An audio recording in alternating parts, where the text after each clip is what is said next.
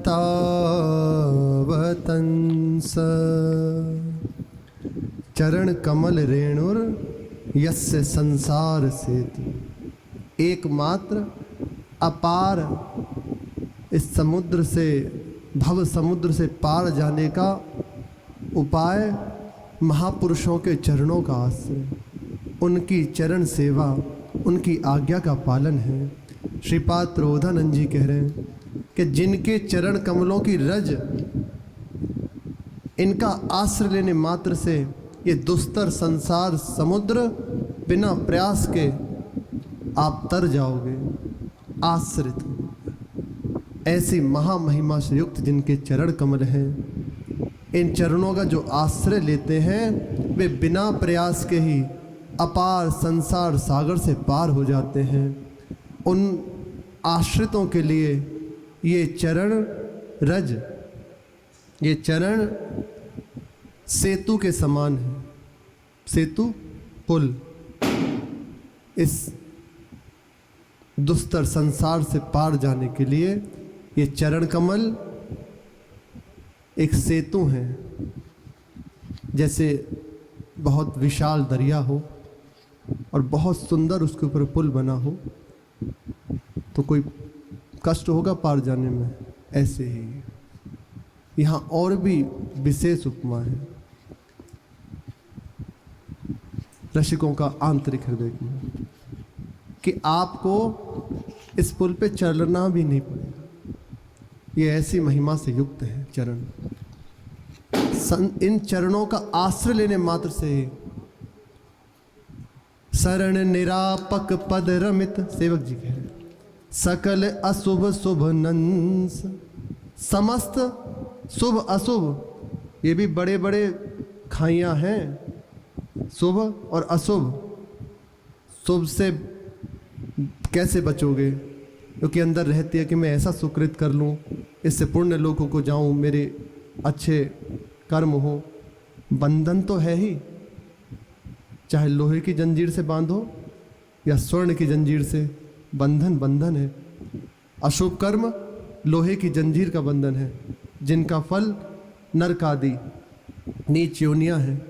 और शुभ कर्म स्वर्ण की जंजीर, जिनका फल उत्तम लोक और आपका बहुत मान सम्मान धन वैभव इकट्ठा होना। ये तो बंधन तो दोनों है।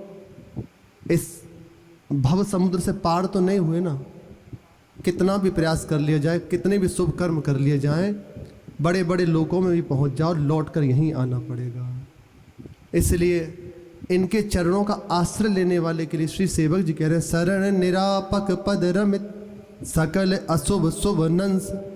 शुभ भी नष्ट और अशुभ भी नष्ट, दोनों का ही नाश कर देते हैं। और देत सहज निश्चल भक्ति सुजय जय श्री हरिवंश। निश्चल भक्ति, प्रेमा भक्ति उसके हृदय में प्रदान कर देते हैं, जिससे उसका आवागमन का चक्र सदा सर्वदा के लिए नष्ट हो जाता है।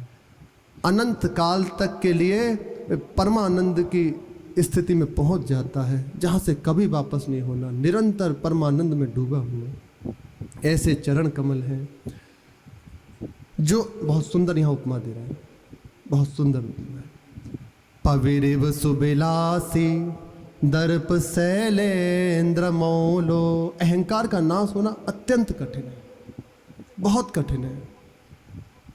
कितना भी कर लीजिए, कुछ भी कर लीजिए, अंदर इतना सूक्ष्मता से बना रहता है और इसी कारण से परमानंद की अनुभूति नहीं होती। वो इसी में लगा रहता है कि मुझे ऐसा हो जाए, मैं ऐसा कर लूँ, मैंने ऐसा किया, मैं ऐसा करूँगा। आंतरिक कितना भी उत्तम कोटि का साधक एक सूक्ष्म रेखा खिंची रहती है, ये उसे अलौकिक राज्य में प्रवेश नहीं होने देती। इसकी उपमा श्रीपाद प्रबोधानंद जी कह रहे हैं, ये महापर्वत के समान है, घनीभूत है, कहीं पुलाई नहीं है, बहुत ठोस।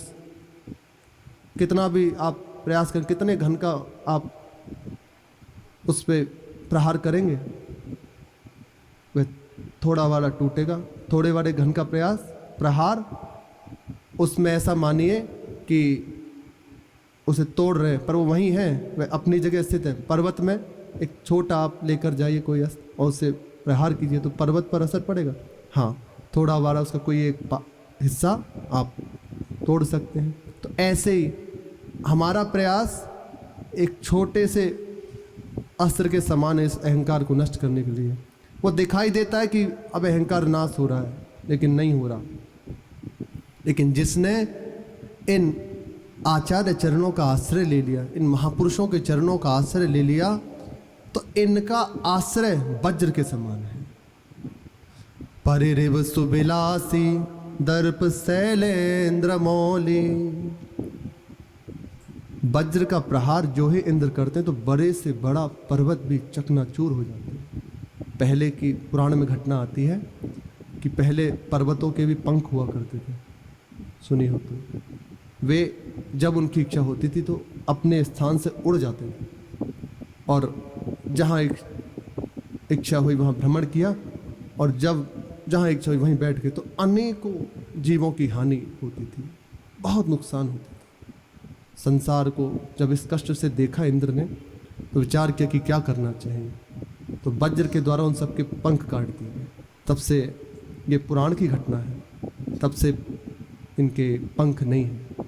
ये प्रसंग गरुण जी के प्रसंग में आता है, जिस समय सुमेरु पर्वत के लिए भगवान और जाते हैं वहाँ। तो अपना प्रयास इस अहंकार को नाश करने का बहुत छोटा सा साधन मानिए कि ऐसा कर ले, ऐसा कर ले, पर वो बना हुआ है, वह संपूर्ण नाश नहीं हो सकता। संपूर्ण अहंकार का नाश, जहाँ अहंकार का नाश हुआ ना, अब भगवत साक्षात्कार आत्मबोध दूर नहीं है, वहीं है, यही है ना। अपना आपा मिटा दिखाई दे अपना। ये अपना आपा ही पर्वत के समान है, जो कि विराजमान हृदय में प्रभु हैं, दिखाई नहीं दे रहे। इस पृथ्वी में जैसे सूर्य की गति देखी जाती है, अभी यहाँ संध्या हो रही है, धूप ढल रही, तो कहीं प्रातःकाल का उदय हो रहा है, ऐसे ही है। तो ये छिप रहा है बस, पर नष्ट नहीं हो रहा। और दूसरा भाव, हृदय में प्रभु विराजमान है, पर ये बड़े बड़े अहंकार रूपी पर्वत उन्हें ढके हुए हैं, उनका अनुभव नहीं होने दे रहे, बीच में है। भगवत ऋषिदेव जी इसी को संकेत कर रहे हैं, ये कपट रूपी पर्दे से छिपे बैठे हैं प्रभु। पर्दा पारे फारे झपट, कपट को झपट लाडली लाड से युगल सरकार इसी पर्दे को फाड़ देते हैं। कैसे? स्वयं अपने अनुरागी प्रेमी जन के द्वारा। जब उनके चरणों का कोई आश्रय ले लेता है, तत्काल उसके हृदय के इस अहंकार को नष्ट करके श्यामा श्याम के चरणों का प्रबल आश्रय उसे दे देते हैं। ये महापुरुषों की महिमा है। तो महापुरुषों का आश्रय मानो साक्षात इंद्र के वज्र के समान है। वही इस अहंकार रूपी विशाल पर्वत को नष्ट कर सकते हैं, जिनका लेस मात्र का संग कली कुलुस रूपी नगर का दाह करने वाला है। इन चरणों का आश्रय लेने वाले, इनका सानिध्य स्वीकार करने वाले, उनके हृदय में कलिकाल का प्रभाव नहीं पड़ता। कलिकाल के दोषों का प्रभाव उसके चित्त पर नहीं पड़ता, क्योंकि रात दिन इनकी प्रदत्त उपासना में अपने चित्त को जोड़े हुए हैं, श्यामा श्याम के अनुराग में छके रहते हैं। तो ऐसे जो जन हैं, प्रेमी जन हैं, उनके हृदय पर कलिकाल के कलुषों का प्रभाव नहीं पड़ता। कलि कलुष रूपी नगर के दाह करने वाले हैं, पर ये केवल आश्रित के लिए है, अन्य के लिए बहुत कठिन है। जिन्होंने एकमात्र आश्रय ले लिया, अब उसके ऊपर कोई कलिकाल का प्रभाव नहीं, अहंकार का प्रभाव नहीं, और अपार संसार सागर बिना प्रयास के पार कर जाता है। कृष्ण कांता, श्री लाडली जो कृष्ण की जो कांता है, कलुष नगर दाही यस्य संसर्ग लेसा सजयति हरिवंश कृष्ण कांतावतंसः। कृष्ण की जो कांता है, श्री किशोरी जी,